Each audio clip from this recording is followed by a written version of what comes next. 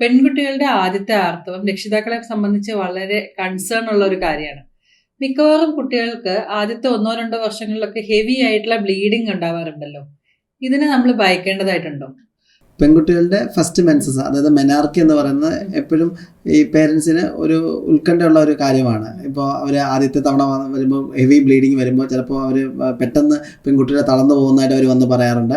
അപ്പോൾ ചിലപ്പോൾ വന്നിട്ടുണ്ടെങ്കിൽ അവർക്ക് ക്ഷീണമാണ്, ചിലപ്പോൾ സ്കൂളിൽ പോകാൻ പറ്റുന്നില്ല, അങ്ങനത്തെയൊക്കെ ബുദ്ധിമുട്ട് അവർ വന്ന് പറയാറുണ്ട്. അപ്പോൾ നമ്മൾ എപ്പോഴും ഇതിൻ്റെ ഒരു കാര്യം എന്ന് പറഞ്ഞിട്ടുണ്ടെങ്കിൽ, ഇത് ഫിസിയോളജിക്കലി പറയുകയാണെങ്കിൽ ഈ ഹൈപ്പോതലാമസിൻ്റെ ഒരു ആക്ഷനാണ് ഇതിനകത്ത്. ഹൈപ്പോതലാമസ് പിറ്റ്യൂട്ടറി ഓവേറിയൻ ആക്സിസ് എന്നാണ് ഈ സിസ്റ്റത്തെ പറയുന്നത്. ഈ സിസ്റ്റത്തിൻ്റെ ഇമ്മെച്യൂരിറ്റി കൊണ്ടാണ്, അതായത് ഇനീഷ്യൽ സൈക്കിൾസ് ഇത് ഇമ്മെച്യൂർ ആയിരിക്കും, അതിൻ്റെ ഫലമായിട്ടാണ് ഹെവി ആയിട്ട് ബ്ലീഡിങ് വരുന്നത്. ഇതൊന്ന് മെച്യൂരിറ്റി അറ്റൈൻ ചെയ്ത് കഴിയുമ്പോഴേക്കും ഇത് നോർമൽ സൈക്കിൾസ് ആയിട്ട് നോർമൽ ലെവലിലേക്കുള്ള ബ്ലീഡിങ്ങിലേക്ക് വരും. പക്ഷേ ആദ്യത്തെ ഇനീഷ്യൽ ഒരു വർഷത്തെ സൈക്കിൾസ് ഒക്കെ ആണെന്നുണ്ടെങ്കിൽ ചിലപ്പോൾ ഇങ്ങനെ ഹെവി ബ്ലീഡിങ് വരാറുണ്ട്. അപ്പോൾ അത് നോർമലാണ്. അപ്പോൾ അത് നമ്മൾ റീഅഷ്യൂർ ചെയ്യണം ആദ്യം വേണ്ടത്.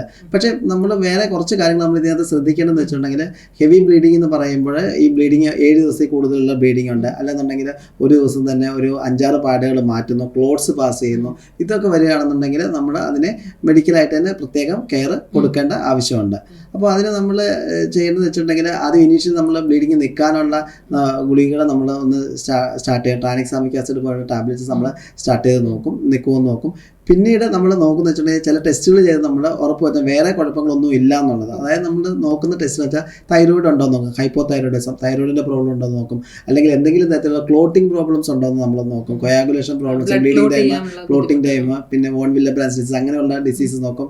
പിന്നെ ചില കേസുകളിൽ നമ്മൾ സീരിയസ് ആയിട്ടുള്ള ചില ഡിസീസസ് ഉണ്ട്, ചിലപ്പോൾ ഈവൻ ബ്ലഡിൽ ക്യാൻസേഴ്സ് വരെ ഉണ്ട് ചിലപ്പോൾ ബ്ലീഡിങ് ഇങ്ങനെ വരുത്തുന്നത്. അപ്പോൾ അത് നമ്മൾ എപ്പോഴും നമ്മൾ റൂൾ ഔട്ട് ചെയ്യണം. അത് നമുക്കാണെന്നുണ്ടെങ്കിൽ സാധാരണ രീതിയിൽ വ്യത്യാസമായിട്ടത് കാണുകയാണെങ്കിൽ നമ്മളൊരു ബ്ലഡ് കൗണ്ട് നോക്കേണ്ട ആവശ്യമുണ്ട്. അതുപോലെ തന്നെയാണെന്നുണ്ടെങ്കിൽ ഒരു പെരിഫറൽ സ്മിയർ ചെയ്ത് നോക്കേണ്ട ആവശ്യമുണ്ട്. പിന്നെ ഇതെല്ലാം നോർമൽ ആണെന്നുണ്ടെങ്കിൽ നമുക്ക് ഈ പേഷ്യൻസിൻ്റെ അല്ലെങ്കിൽ കുട്ടികളുടെ പേരൻസിനെ നമുക്ക് റീഅഷ്യൂർ ചെയ്യാവുന്നതാണ്. പിന്നെ ഇത് കൂടാതെ നമ്മളൊരു അൾട്രാസൗണ്ട് സ്കാൻ കൂടി ചെയ്തിട്ട് യൂട്രസിനും ഓവറീസിനും പ്രോബ്ലം ഇല്ല എന്നുള്ളത് ഒന്ന് ഉറപ്പ്. ചിലപ്പോൾ PCOD പോലുള്ള കണ്ടീഷൻസ് നമ്മൾ മിസ് ചെയ്യാതിരിക്കാൻ വേണ്ടി നമ്മൾ സ്കാൻ ചെയ്ത് നോക്കുകയും ഫൈബ്രോയിഡോ അല്ലെന്നുണ്ടെങ്കിൽ പോളിപ്പോളോ എന്തെങ്കിലും ഉണ്ടോ എന്നുള്ളത് കൂടി നമ്മൾ ഉറപ്പ് വരുത്തേണ്ടതാണ്.